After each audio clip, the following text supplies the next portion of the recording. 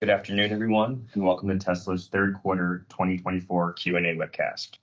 My name is Travis Axelrod, Head of Investor Relations, and I'm joined today by Elon Musk, Vaibhav Taneja, and a number of other executives. Our Q3 results were announced at about 3 p.m. Central Time in the update deck we published at the same link as this webcast. During this call, we will discuss our business outlook and make forward-looking statements. These comments are based on our predictions and expectations as of today. Actual events or results could differ materially due to a number of risks and uncertainties, including those mentioned in our most recent filings with the SEC. During the question and answer portion of today's call, please limit yourself to one question and one follow-up.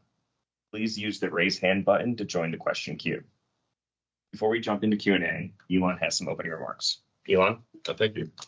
So to recap, as someone saying, it's something that automotive industry are seeing year-over-year declines in order volumes in Q3. Tesla at the same time has achieved record deliveries. In fact, I think if you look at EV companies worldwide, to the best of my knowledge, no EV company is even profitable. And I'm not, to the best of my knowledge, there's no EV division of any company, of any existing auto company that is profitable. So it is notable that Tesla is profitable despite a very challenging automotive environment. And this quarter actually is a record Q3 for us. So we produced our 7th million vehicle actually just yesterday. So congratulations to the teams that made it happen at Tesla. That's a staggeringly immense amount of work to make 7 million cars. Let's see, and we also have the energy storage business is growing like wildfire with strong demand for both Megapack and Powerwall. And as people know, on October 10th, we laid out a vision for an autonomous and electric future that I think is very compelling. The Tesla team did a phenomenal job there with actually giving people an opportunity to experience the future.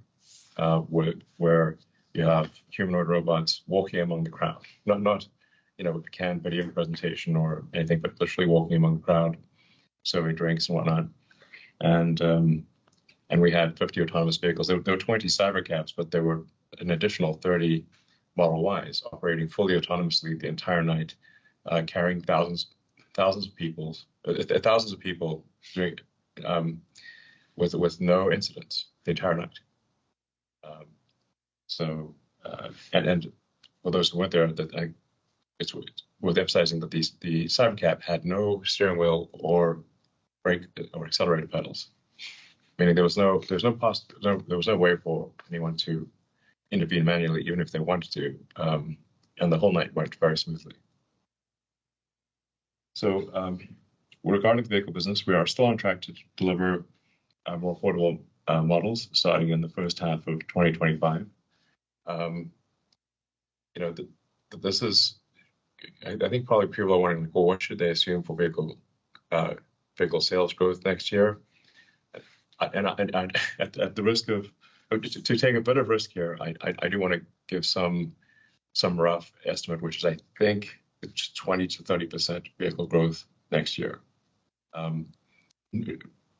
Notwithstanding negative external events, like if there's some force majeure events, like some big war breaks out or interest rates go sky high or something like that, then we can't overcome massive force majeure events. But I think with our lower cost vehicles, with the advent of autonomy, something like a 20 to 30% growth next year is my best guess. And then Cybercab reaching volume production in 26. We do feel confident of Cybercab reaching volume production in 26, not just starting production, but reaching volume production in 26. And that should be substantial growth. We're aiming for at least 2 million units a year of Cybercab. That'll be in more than one factory, but I think it's at least 2 million units a year, maybe 4 million ultimately.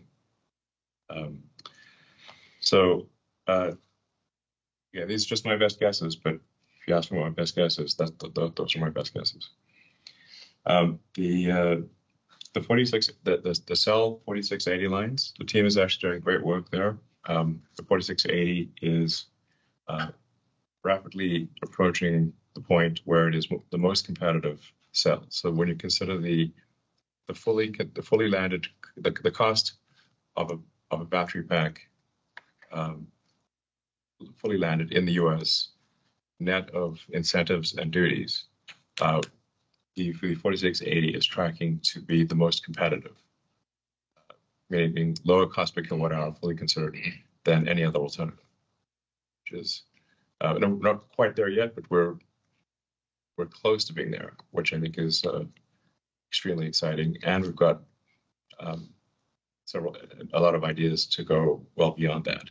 So I think if we execute well, the 4680 will have the Tesla internally produced cell will be the most cost competitive cell in certainly North America.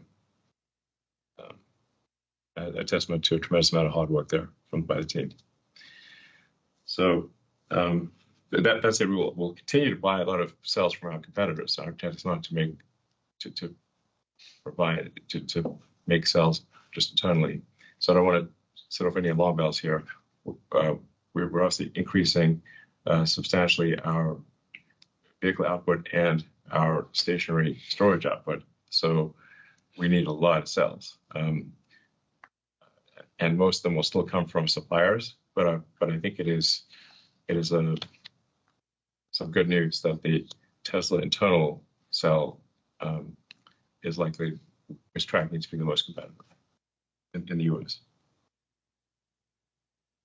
So with respect to autonomy, as people are experiencing in the cars, really from week to week, there are significant improvements in the miles between interventions. So with the new version 12.5, the release of Full Self-Driving and Cybertruck, the combining the code into a single stack so that the city driving and the end-to-end highway driving are one stack, which is a big improvement for the highway driving. So it's just all neural nets. And the release of actually Smart Summon. We try to have a sense of humor here at Tesla. And we're also, so that's 12.5. Version 13 of FSD is going out soon. Ashok will elaborate more on that later in the call. We expect to see roughly a 5 or 6-fold improvement in miles between interventions compared to 12.5. And actually, looking at the year as a whole, the improvement in miles between interventions, we think will be at least 3 orders of magnitude. So that's a very dramatic improvement in the course of the year. And we expect that trend to continue next year. So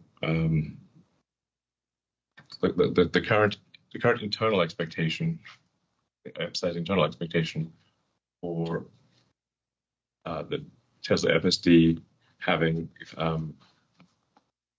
longer miles between intervention than human is the second quarter of next year. Which means it may end up being the third quarter, but it's next. It seems extremely likely to be next year. Sure. Do you want to say anything about that? Yeah, when measuring miles between critical interventions, like you mentioned, Elon, we already made a 100x improvement with 12.5 from starting of this year, and then with V13 release, we expect to be 1000x from the beginning, from January of this year on my production release software.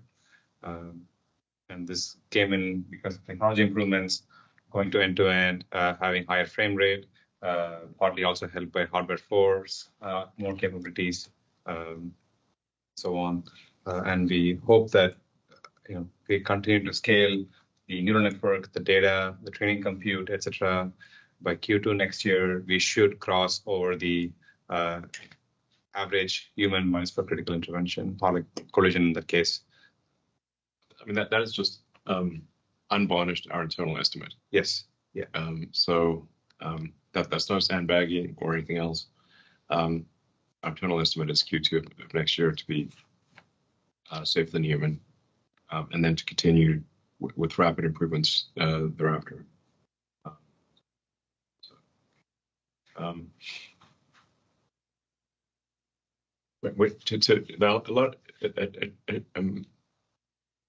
a vast majority of humanity has no idea that Teslas can drive themselves.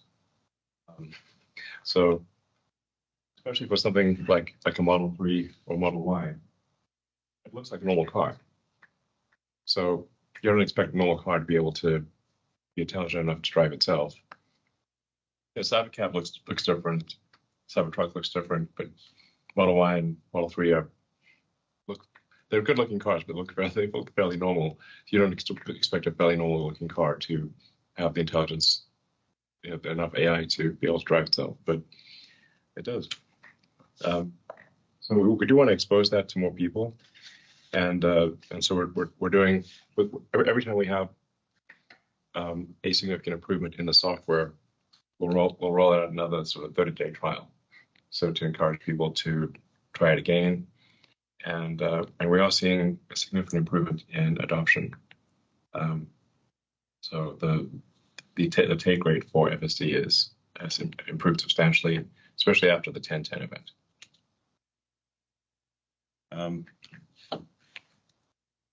So there's no need to wait for robot taxi or Cybercab to experience full autonomy. We expect to achieve that next year with our existing vehicle lineup. For what it's worth, actually, Smart Summon gives a small taste of what it's going to look like the car able to drive itself to the user within private parking lots. Currently, it's